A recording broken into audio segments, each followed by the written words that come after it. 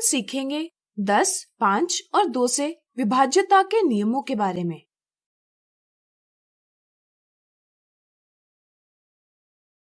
हमने छठी कक्षा में विभाज्यता के कुछ नियमों को सीखा। आप वीडियो रोककर नीचे दर्शाई सारणी से इनका पुनः अवलोकन कर सकते हैं। क्या आपने कभी सोचा है कि इन संख्याओं से विभाज्यता का पता कैसे चलता है या यह नियम काम कैसे करते हैं? इस वीडियो में हम 10, 5 और 2 से विभाज्यता के नियमों के बारे में जानेंगे। अब चलिए बात करते हैं 10 से विभाज्यता के नियम की। 10 से विभाज्यता का नियम हमें बताता है कि अगर संख्या के इकाई पर 0 हो तो वह संख्या 10 से विभाज्य होती है। जैसे 10, 50, 230, 4500 इत्यादि, ये सभी संख्याएं 10 से विभाज्य है। चलिए समझते हैं कि यह नियम कैसे काम करता है। मान लीजिए हमने एक संख्या इस प्रकार ली। इसमें A इकाई का, B दहाई का, C 100 का अंक है और ये बिंदु हमें बताते हैं कि C के बाईं तरफ और भी अंक हो सकते हैं। हम इस संख्या को व्यापक रूप यानी जनरल फॉर्म में इस तरह लिख सकते हैं। हमें ज्ञात है कि 10, 100 इत्यादि संख्याएं 10 की गुणज है, यानी कि इनका 10 से विभाजन करने पर शेषफल 0 आता है। इस तरह से हम कह सकते हैं कि दर्शाई गई ये सभी संख्या भी 10 से विभाज्य होंगी। चूँकि ये संख्या 10 से विभाज्य है, इसलिए इनका योग भी 10 से विभाज्य होगा। इस प्रकार हम कह सकते हैं कि यह संख्या 10 से विभाज्य केवल उस स्थिति में होगी जब अंक A भी 10 से विभाज्य होगा। क्या आप बता सकते हैं इन सभी अंकों में कौन सा अंक 10 से विभाज्य है? सोचिए।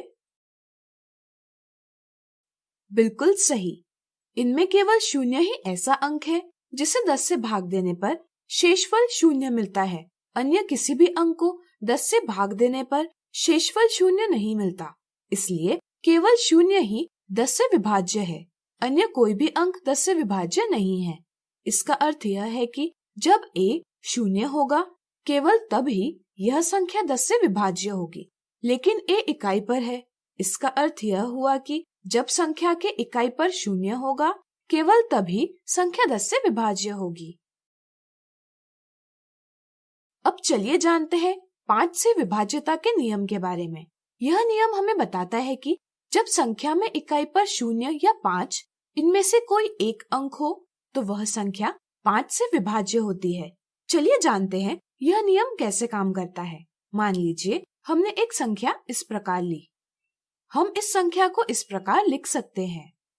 हमने देखा कि दर्शाई गई ये सभी संख्याएं 10 से विभाज्य है। चूँकि ये संख्याएं 10 से विभाज्य है, इसलिए इनका योग भी 10 से विभाज्य होगा। चूँकि 10 यह संख्या 5 का गुणज है, इसलिए हम कह सकते हैं कि यह योग भी 5 से विभाज्य होगा। इस तरह से अब इस संख्या की 5 से विभाज्यता केवल इकाई के अंक A पर निर्भर करेगी। अगर A 5 से विभाज्य होगा तो यह संख्या भी 5 से विभाज्य होगी। लेकिन सिर्फ 0 या 5 ही ऐसे अंक है जो 5 से विभाज्य है, अन्य कोई भी अंक 5 से विभाज्य नहीं है। इस तरह से हम कह सकते हैं कि अगर संख्या के इकाई पर 0 या 5 इनमें से कोई एक अंक हो तो वह संख्या 5 से विभाज्य होती है। अब चलिए जानते हैं 2 से विभाज्यता के नियम के बारे में। यह नियम हमें बताता है कि यदि संख्या के इकाई का अंक 0, 2, 4, 6 या 8 इनमें से कोई एक हो तो वह संख्या 2 से विभाज्य होती है। चलिए जानते हैं इसका कारण क्या है। संख्याएं जैसे 2, 4, 6, 8, 10, 12, 14 इत्यादि को 2 से भाग देने पर शेषफल 0 प्राप्त होता है। ऐसी संख्याओं को हम सम संख्याएं यानी इवन नंबर्स कहते हैं। लेकिन संख्याएं जैसे 1, 3, 5, 7, 9, 11, 13 इत्यादि को 2 से भाग देने पर शेषफल 0 नहीं प्राप्त होता। ऐसी संख्याओं को हम विषम संख्याएं यानी ऑड नंबर्स कहते हैं। हम देखते हैं कि किसी भी सम संख्या की इकाई पर 0, 2, 4, 6 या 8 इनमें से कोई एक अंक होता है, जबकि किसी भी विषम संख्या की इकाई पर 1, 3, 5, 7 या 9 इनमें से कोई एक अंक होता है। मान लीजिए हमने एक संख्या इस प्रकार ली। हम इस संख्या को इस प्रकार लिख सकते हैं। हमने देखा कि दर्शाई गई ये सभी संख्याएं 10 से विभाज्य है। चूंकि ये संख्याएं 10 से विभाज्य है, इसलिए इनका योग भी 10 से विभाज्य होगा। चूंकि 10 यह संख्या 2 का गुणज है, इसलिए हम कह सकते हैं कि यह योग भी 2 से विभाज्य होगा। इस तरह से अगर हम माने कि यह संख्या 2 से विभाज्य है, तो इसका अर्थ होगा कि यह एक सम संख्या है, यानी कि इस संख्या की इकाई पर 0, 2, 4, 6 या 8 इनमें से कोई एक अंक होगा, यानी कि a का मान 0, 2, 4, 6 या 8 इनमें से कोई एक अंक होगा।